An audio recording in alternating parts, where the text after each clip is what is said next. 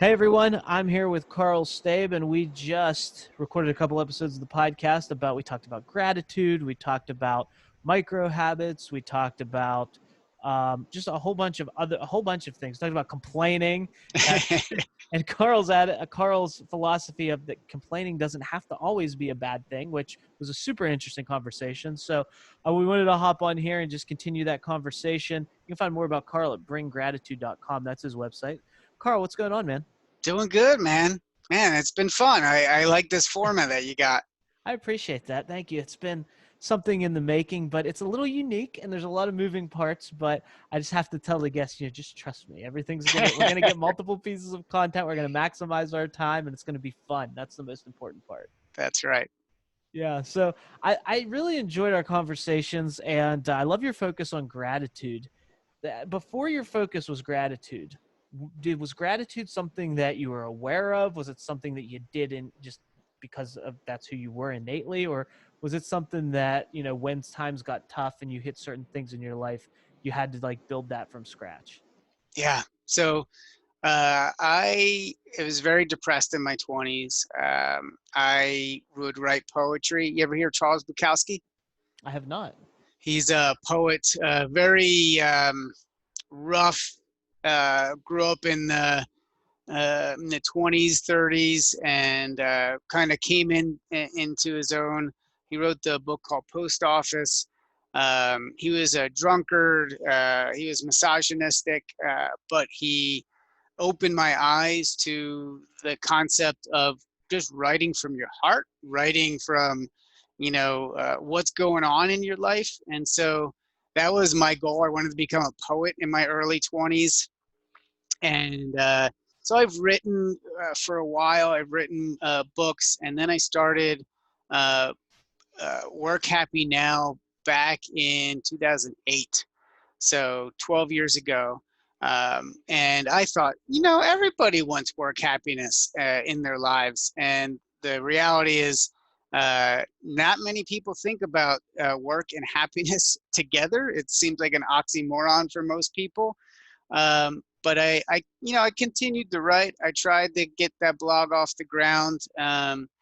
And what I kept coming back to was working on the mindset. And when you work on the mindset, one of the best tools is a gratitude journal. And so for my third try, I finally got a gratitude journal to stick. And it was because my father was passing, and I just needed something to help me process and kind of get through that tough time. What attracted you to poetry?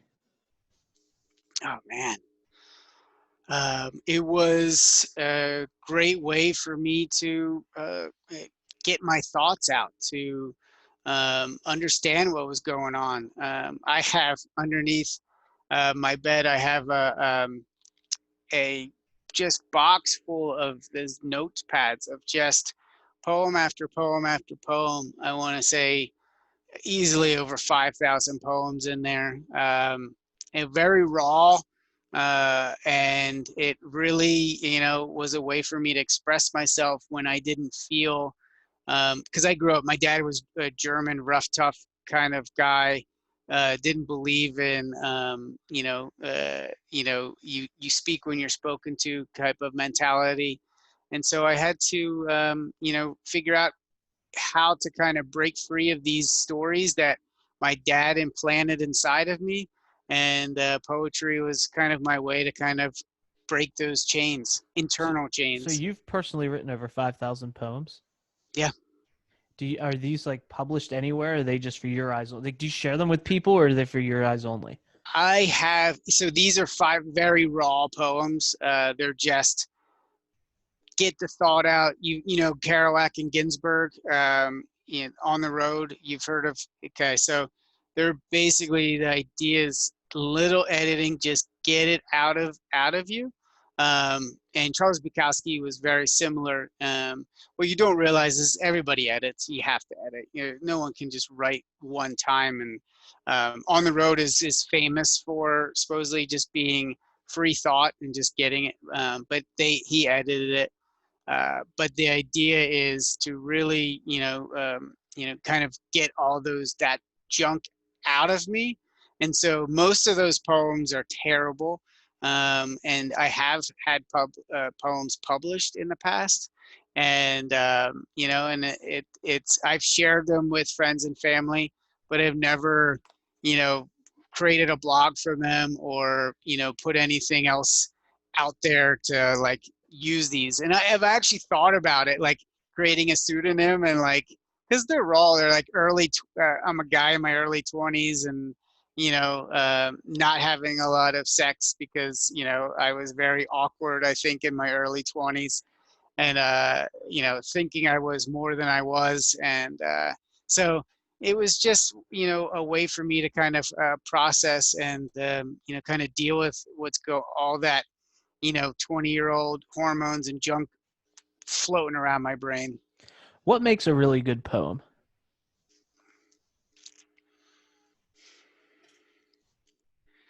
Detail, things just like a good joke. I think it's, you don't expect it. You start and there's twists and turns. Like anything, it has to have I think of a poem as a snapshot in time, and it helps you slow down and just say, what is this feeling and how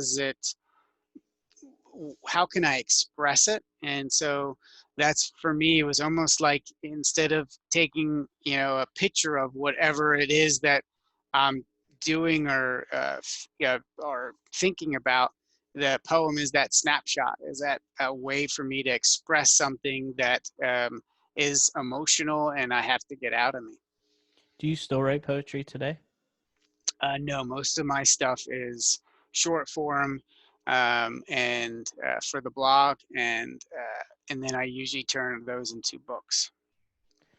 That's really cool. I mean, and so, but do you get the same emotional feedback, emotional processing from writing the books today that you write that you did from the poems in the past, or do you not need that amount of processing any longer because it happens in different ways? That's a great question. Yes, I don't need as much because I have a lot of systems and routines in place. But what I found is writing still is therapeutic for me.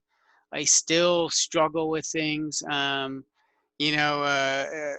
snide remark, or I remember I was in the store looking at blackberries, and I opened up the case, and this lady gave me a dirty look, like, you don't need to open up that case to decide. Like, it's a clear like, she called me out, like, like, don't be, putting your germs all over the blackberries, and I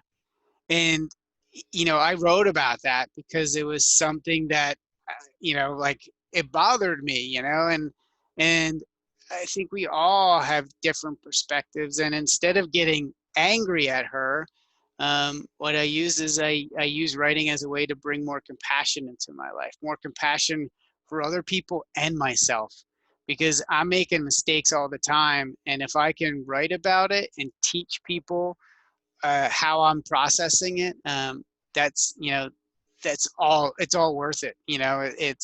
It's it's worth my pain to be able to help other people avoid that pain. When something like that happens, when you're looking at blackberries and someone comes up and says something and you get that emotional charge, that response Yeah. within you, do you now stop and go, I'm going to write about this later? Or, Oh, totally. Yeah. yeah. Yeah. And that Yeah. helps you deal with it in the moment as well, because you're like, I don't need to deal with this right now. I can sit in this for a minute and then I'm going to go take care of it later.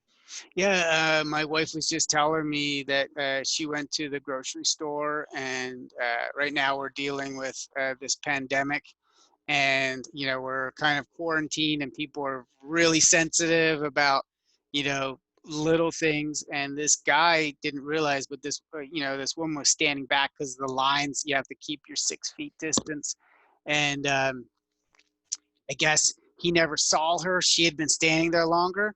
But then, the lady behind the deli counter was like, well, who's next? And he stepped up, she stepped up, and they both started ordering. And he got all angry about it and got in her face. She got back in his face. And it was like this big thing over who's going to order deli meat first? Like, are you kidding me? Like, like we don't have more emotional control to yell at each other over who orders deli meat first.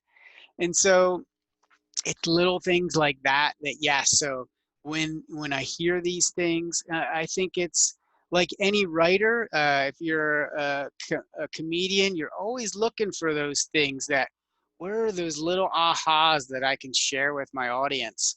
And it allows me then to, you're right, like not get so caught up. It's it's kind of like Neo in Matrix, when he can kind of step outside his body and he's just like, oh, I'm outside the matrix. This gets me outside that matrix so I don't feel so pushed around by it.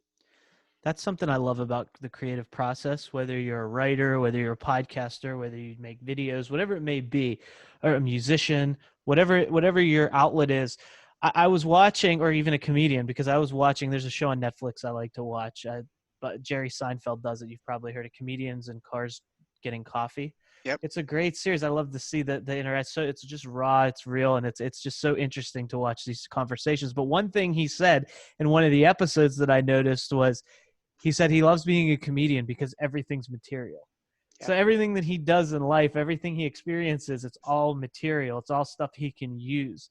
And I feel like if you have that creative outlet, you can do, like, having those experiences, you can say is a good thing, even though in the moment getting yelled at over blackberries or having a confrontation over deli meat might not be something that you want to go through, but you can look at it and go, oh, good, this is material. Now I have something that I can share. I have something that I can create around. I have something that is going to allow me to experience something, process something, create something from nothing, which I love the creative process, and maybe be able to help other people in some way as I do this. And so I love Yes. that kind of reframe, going, everything's material. If something terrible happens, you can sit back and go, okay, how can I use this? How can I use this as material to share, to add value, and to also process, to get myself to the next level emotionally, or and mindset wise, whatever it may be, intellectually, spiritually. But how does this help me grow, and how do I use it to give back to others? Yeah, exactly. And I think too often, like even the creative process, like some people might be thinking like, I'm not a writer or I'm not a comedian, but we have this material that we're living every single day that can help us grow. Like we're getting daily feedback from our emotions, from the relationships, and we're not tuning into it because we're afraid of it. We're afraid of how it makes us feel. We're afraid of how it makes other people feel. And we let these fears, push us around. And I talked about in our other episodes is kind of that inner voice. Well, I call it my inner voice Arnold, my inner bully, I should say, because he's mean. He calls me stupid. He puts me down. And I find like being able to think about these things. And we also talked about an evening routine at the end of the day, because we need ways to process. But then, like, what is it that we talked about, that the last part is reflection, is what can we do to make our lives just a little better? Nothing major, nothing like, hey, I'm gonna go get a new job or a new house. It's super small. Like, is it possible for me to enjoy drinking water a little bit more tomorrow? Like, that is something that very few people have on their agenda or their idea of like, oh yeah, that would be fun. But if you think about, you drink water every single day, if you can make water and just say, you know what, in before I'm going to drink a sip of water, I'm going to thank it. I'm going to thank this glass of water for helping me be hydrated. I'm going to thank it for being cool. Maybe there's ice in it, and I'm going to pause and I'm going to take a moment to savor this moment. You've just multiplied your happiness over the next 40, 50 years, or how much longer you're going to live, by so much, because it's a daily action that you're taking. and you don't realize it, but now that if you start building up the habit of real quick of like, thank you, water, and then you sip it and you feel it, you're going to be so much more aware and appreciative of all these other things, because you're starting to build on this one habit that will eventually domino into others. Karl, thank you so much. I agree 110%. Being present, being, more grateful and present in the moment that you're in right now can change a lot habitually and over time. So thank you for being on the podcast. Thanks for doing this with me. I've had a ton of fun. And, I'd love to see you some poetry if you ever want to share it with the world. Oh, yeah, I would. Yeah, definitely. It'd be super fun. I want to remind people bringgratitude.com is where they can find you. And let's definitely do this again soon, man. Yeah, I had a great time. Thank you.